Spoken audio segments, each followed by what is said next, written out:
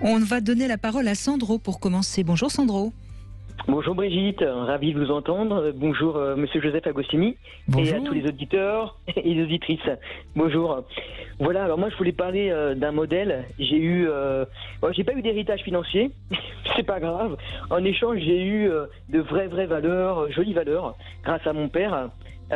Pour moi, c'est vraiment un exemple à suivre, même encore aujourd'hui. Il est décédé, mais tout ce que j'ai pu voir dans les moindres détails, sa prestance, son charisme, son côté très posé, calme, et aussi son courage d'aller travailler dans la nuit, le froid, pour nous amener l'essentiel, c'est-à-dire un toit et le frigo rempli. Rien que déjà ça, à l'époque, je me rendais compte que c'était important. Donc j'ai eu, je suis sûrement de bonnes fondations. Grâce à ça, je me sens équilibré, heureux et pas du tout blasé. C'est-à-dire que je suis comme un enfant, je vais savourer, même par exemple quand je rentre dans une boule de pâtisserie, voir du chocolat, avoir les œufs brillants, pouvoir partager avec l'être aimé, juste prendre un petit verre, un petit café face mer. Ça va être vraiment dans le partage, le côté détente.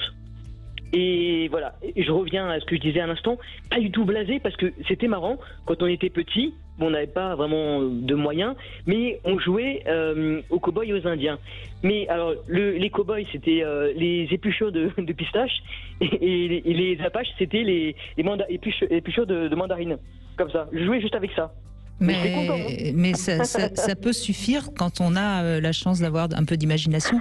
Sandro, je suis ravie qu'on commence par votre témoignage, parce que en effet, avoir comme modèle, premier modèle, un bon père ou une bonne mère, c'est quand même déjà un bon départ dans la vie.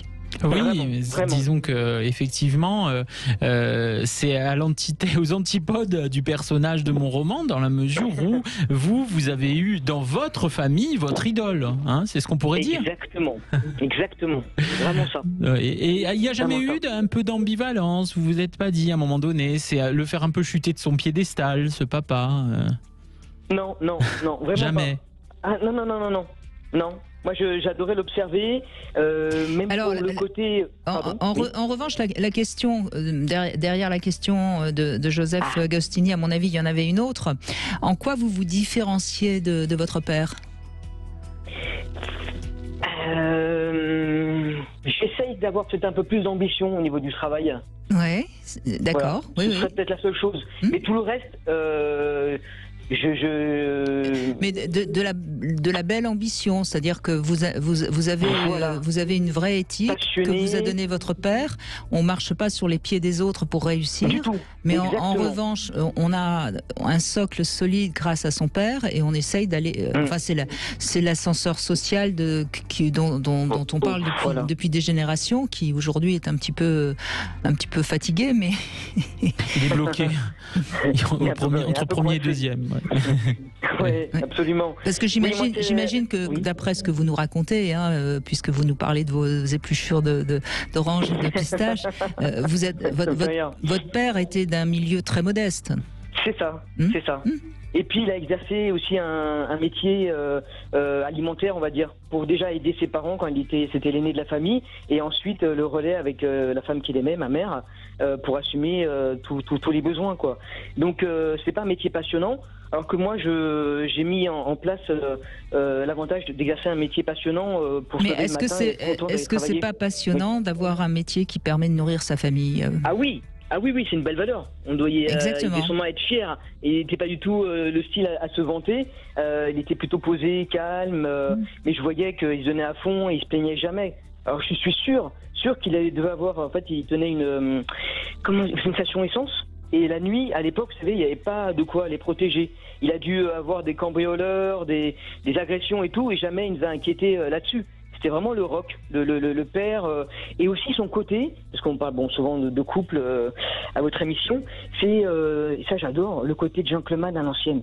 Alors avec ma mère, il ouvrait la portière de la voiture, il portait tous les sacs lourds, et il était là aux petits soins auprès d'elle et tout. Et moi, je le reproduis systématiquement, presque par automatisme. Oui, c'est vraiment avec mes chéris. On voit à quel point c'est vraiment votre modèle.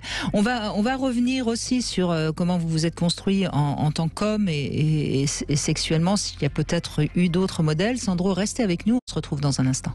En compagnie de Joseph Agostini, on évoque nos modèles, comment on se construit au fil du temps. Et nous retrouvons Sandro, donc votre père qui a été votre premier modèle et qui est encore votre modèle d'ailleurs, même s'il est décédé. Hein. Je suis sûre que il y a encore des tas de moments où vous pensez à lui et vous dites tiens, je fais ça. Exactement ça. C'est ça, oui. Exactement. Je vous pose la question, je me dis qu'est-ce qu'il m'aurait conseillé à ce moment-là, et je me dis, je suis sûr qu'il m'aurait dit ceci et cela. Et ouais, je pense très souvent à lui. Et ça me remplit d'amour et d'affection, et enfin, je suis vraiment très très très heureux d'avoir eu ce socle, cette fondation du couple. Hein. Aussi ma mère était, c'était marrant, il y avait un bel équilibre. Elle était très coquette, très animée, elle aimait danser, chanter, et lui il était là posé, calme, à l'encadrer, à être présent pour elle et pour nous quoi. Et par contre, vous me posiez la question tout à l'heure, avant la coupure, par rapport aussi à la sexualité. Eh bien, en fait, je vais vous répondre tout simplement. Ça fait des années que je vous écoute. Et à chaque fois que j'ai un doute dans mon couple, comment se comporter, même au niveau sexuel carrément, je me dis, tiens, à un moment donné, elle a conseillé comme ci et comme ça un auditeur, une auditrice, et je me dis, tiens, c'est très bien, je vais mettre en action. L'exemple du couple, la sexualité, c'est vous. D'accord, écoutez, j'apprécie. C'est vraiment la réalité. Et sous les yeux, là, j'ai votre fameux bouquin, je fais une petite aparté, Réussir son couple, je l'ai dévoré. Et voilà, il y a tout ce qu'il faut au niveau tendresse, amour, confiance, c'est ce que j'aime. Mais ce qui est bien, Sandro, c'est que vous puisez dans les personnes que vous appréciez, que vous admirez, et vous en faites après votre propre sauce. Je crois que c'est ça aussi, Joseph Agostini, qu'il faut bien expliquer. On se sert de modèles et ensuite on les dévore, pour reprendre l'expression de Sandro. Et on en fait son oui, l'important, absolument. L'important est de rester créatif. Ce qui est terrible, c'est le mimétisme, c'est-à-dire faire comme, plaquer comme ça un comportement, plaquer une personnalité. Ça, effectivement, ça a ses limites. Hein. En revanche, être créatif, admirer quelqu'un, pouvoir prendre le meilleur de lui, pouvoir s'adapter, pouvoir en faire finalement avec une signature personnelle, en faire quelque chose avec sa signature. Eh bien ça, moi, je trouve que c'est le signe d'une belle richesse psychique, et puis on se sent effectivement, on se sent bien, on se sent peut-être protégé aussi par l'autre, comme si on l'avait intériorisé. Hein, voilà, il y a comme ça quelque chose de valeur qu'on partage, alors ça nous rassure, c'est un refuge. Exactement, ça nous rassure. Et voyez, excusez-moi, je vous coupe, Sandro, mais je vais revenir sur votre père, donc ça vous fera plaisir. Ce qui est intéressant aussi, c'est que, voyez, votre père est décédé, mais il est tellement présent en vous que vous avez pu en faire le deuil, et que quelque part, bien sûr que par moments vous devez avoir la nostalgie des moments passés avec lui, mais quelque part, vous n'êtes pas, comment dirais-je, il n'y a pas de mélancolie. Qui pourrait être un petit peu nuisible. Vous êtes parce que vous l'avez totalement intégré. Ça, c'est important aussi, parce que parfois on voit, il y a même des gens qui vont se suicider parce qu'ils ont perdu leur père ou leur mère. Et ça, c'est parce qu'ils n'ont pas su l'intégrer. Oui, et pas su y renoncer aussi et faire sa vie. Vous, Sandro, quand vous parlez de vous, on sent que vous aimez vos chéris, comme vous l'avez dit. Donc il y a cette idée qu'aujourd'hui, voilà, vous pouvez être autonome.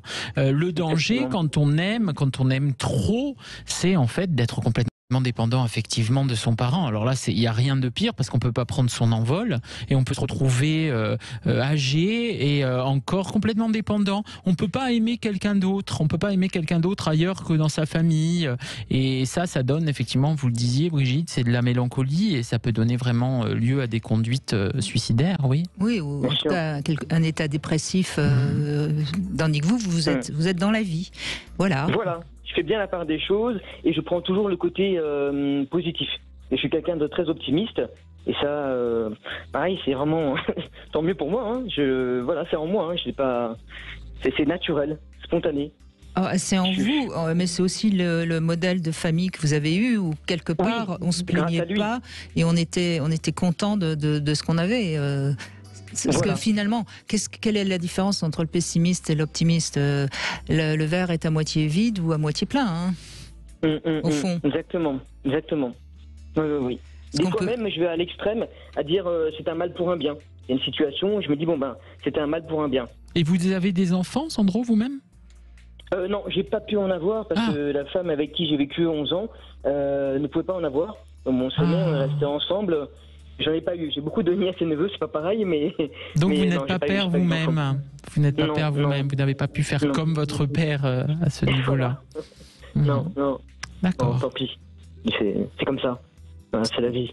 Oui, ça n'a pas l'air de vous gêner. Et puis qui sait, c'est peut-être pas trop tard. Vous avez quel âge? Là, j'ai 53 ans. Donc c'est encore possible. De toute façon, pour un homme, c'est possible jusqu'à sa mort. Oui, voilà. C'est ça. Mais 53 ans, oui, c'est encore possible. Vous pouvez rencontrer une femme qui a moins de 40 ans. Ça, c'est pas impossible. C'est pas impossible. Mais ça n'a pas l'air d'être un... Non, trop un souci pour moi. C'est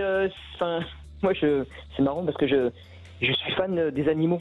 J'adore l'affection qu'on peut partager avec eux. J'adore les animaux. J'adore. Il y a quelque chose. Oui, il y a quelque chose de l'ordre de la parentalité avec les animaux, puisqu'on les protège, on s'occupe d'eux, on veille à ce qu'ils... Ils dépendent de nous. Alors c'est quoi comme animal? J'ai un beau chien, un berger polonais. Ça ressemble, vous savez, dans Ballet Sébastien. Oui. Le gros blanc là, ours polaire là. Ah ouais. Voilà, c'est celui. Ouais, il est trop beau. J'adore. C'est une vraie peluche. Une très, très belle relation. Ouais, une vraie peluche. Une grosse peluche. C'est une grosse peluche quand même. Hein. C'est une grosse peluche, très grosse peluche. Ouais, il fait 70 kilos, ouais. Oui, c'est pas mal. Oui. Mais on peut bien le serrer dans les bras. Bon, avec tout l'amour que vous aviez à donner, il fallait bien ça. Hein. Oui, la femme et l'animal. Merci en tout cas de ce témoignage. Et puis c'est agréable de commencer la semaine avec quelqu'un d'aussi sympathique et optimiste que vous, en cette période un peu compliquée. Compliqué. Merci beaucoup, Sandro. Merci. Avec grand plaisir. À bientôt.